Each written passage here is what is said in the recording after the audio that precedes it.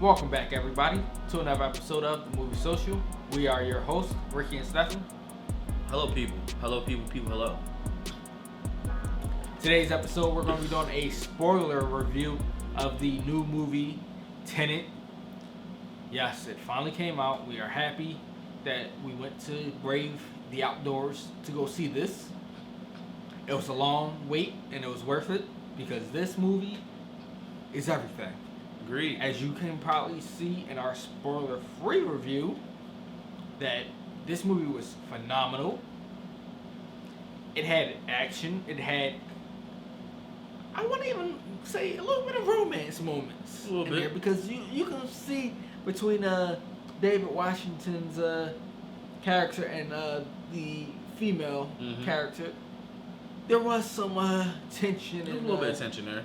romantic moments in A there. little bit of romance, drama, plot and twist. everything. Oh, you thoughts?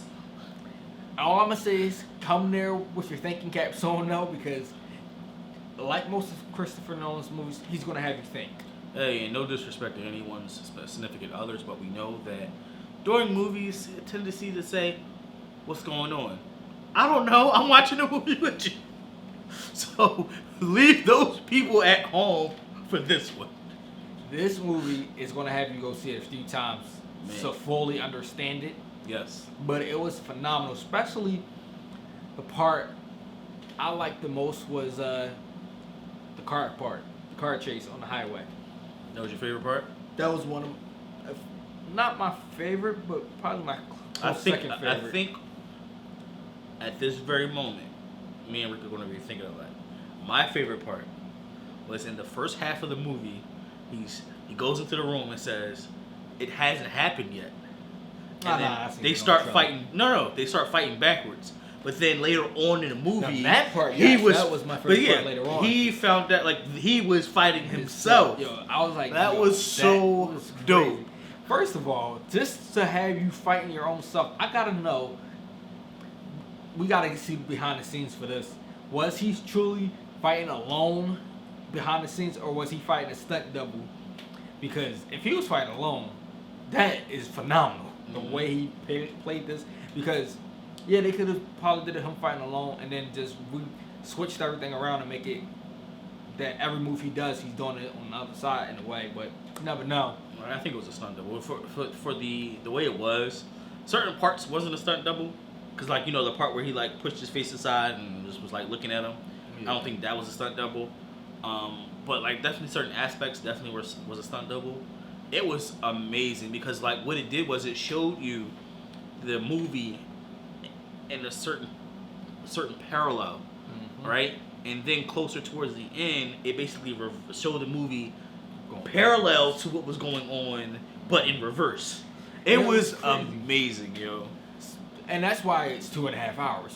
Because you watch the movie. An hour and a half basically watching the movie. And then another hour watching the whole movie again. My mind. Backwards. You watch the movie in linear for one like I said, hour and a half.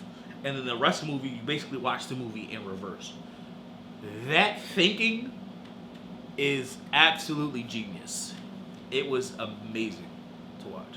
It definitely was. All I can say is the cast did a phenomenal job. Even Robert Pattinson, who, if anybody's watched anything of mine or seen my comments, I do not care for Robert Pattinson's acting. But this time, he actually sold it. This is the first time I've actually seen him actually properly act, in my opinion. He sold his character because, first of all, we didn't think he already knew about all this, the way he played his role. But come to find out, he was already all in this. And man, in fact, not only that, he was he's from the future coming back. Bro. I was like, yo. The end plot twist of all plot now. The thing is, it gave me a plot twist with a good ending. Of course, it's a movie. But here's the thing. Cliffhanger on these. Not all of them. At the end of the day, right? And again, this is a spoiler review, so if you don't want to hear this, at the end of the day, David Washington that we seen in the movie was a David Washington from the past. Of course. Because future David Washington is the one running all this. Exactly. He's sent for his past self to do this mission. Set everything in motion for all this to stop them from destroying the past / future. But it really brought up an interesting thing of the grandfather the theory. grandfather theory, because that is interesting. What if you do go back in time and you do kill your grandfather? Does that really kill you in the future? A lot of people say yes, but what are the odds that it actually does not kill you? I don't know, man. That's something that we would definitely have to like find out. But it's because crazy. if I kill my grandfather, right? This is before he got with my grandmother and did the thing and had me. So therefore, I shouldn't. And then everybody. Yeah. Whole bloodline. But technically, in logical thinking, you shouldn't exist. But logically, we shouldn't be able to go back in time either. So. But what if you don't exist in a different dimension? What if the dimension that you're in peers off because you killed your grandfather, putting a whole other thing of events in this particular dimension? I mean, we can get into the whole. Oh my god! We can get into the whole multi-universe and the whole MCU version of this and all, but that would be a whole month of videos on this. So I prefer not to.